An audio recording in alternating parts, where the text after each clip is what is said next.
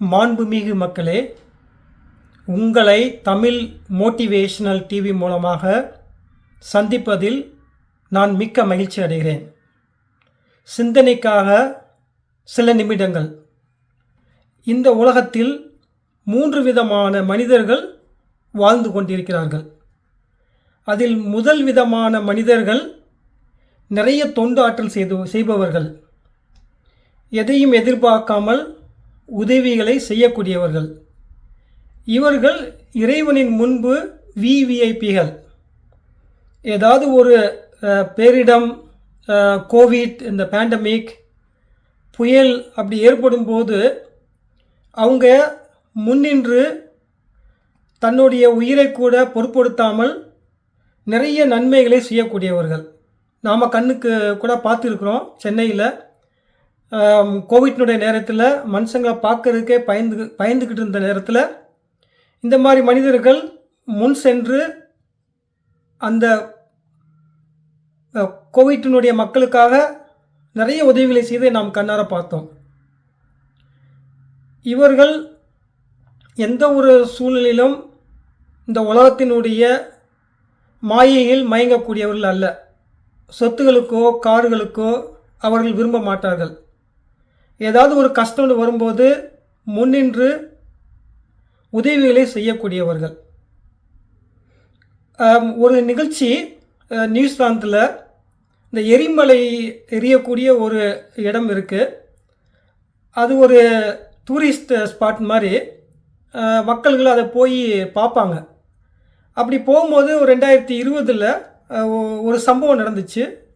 ஒரு 250லேருந்து ஒரு 300 டூரிஸ்ட் அதில் இருக்கும்போது எரிமலை வெடிச்சிருச்சு. ஆக்சுவலாக 2 நிமிஷம்தான் அது வெடித்தது.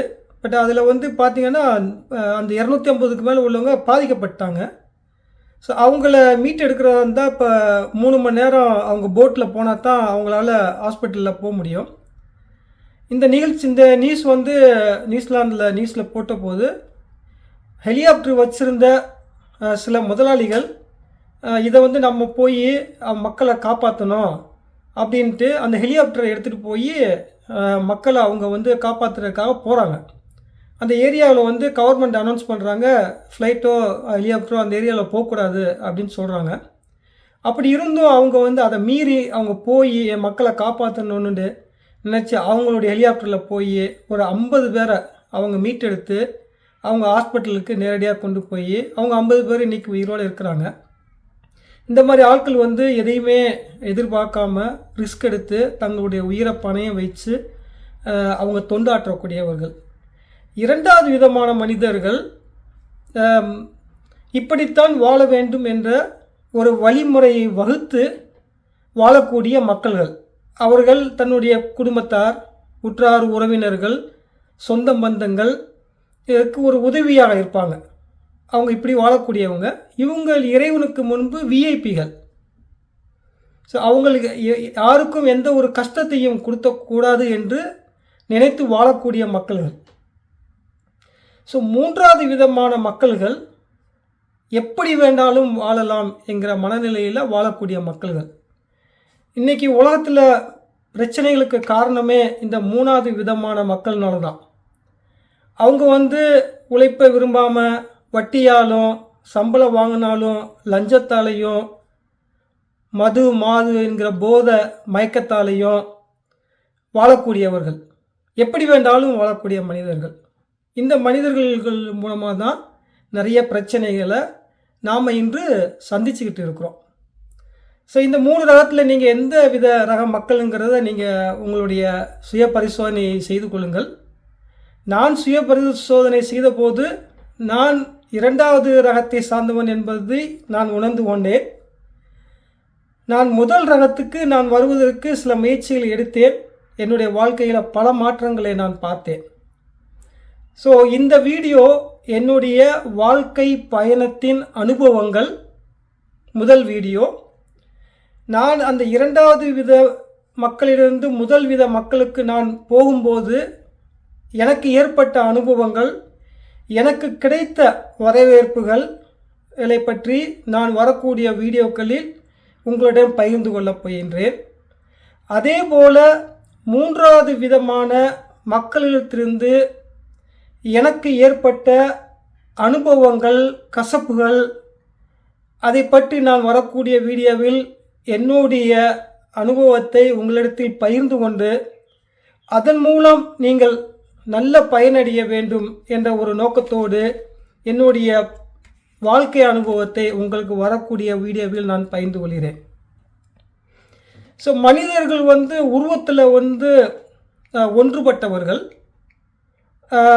மனிதர்களுக்கு கொடுக்கப்பட்ட நேரங்களும் ஒன்று.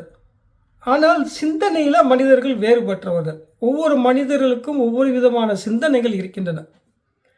அந்த சிந்தனைகளை நாம் சீர் செய்ய வேண்டும்.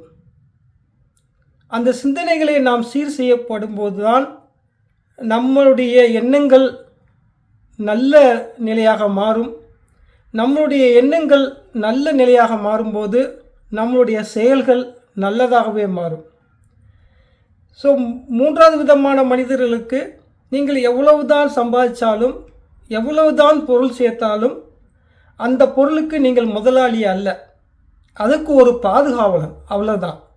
நீங்கள் இந்த பூமியில் இருக்கும் வரை அந்த ப்ராப்பர்ட்டியை நீங்கள் பாதுகாத்துட்டு இருப்பீங்க. நீங்கள் கிளம்பிட்டீங்கன்னா அது உங்களுடையது இல்லை.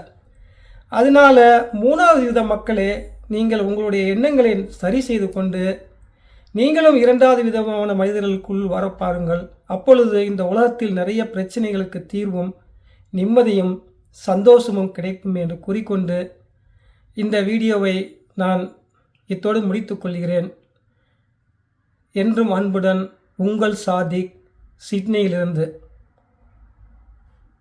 எதுவும் எப்போதும் காலங்கள் மாறும், மாற்றங்கள் ஒன்றே.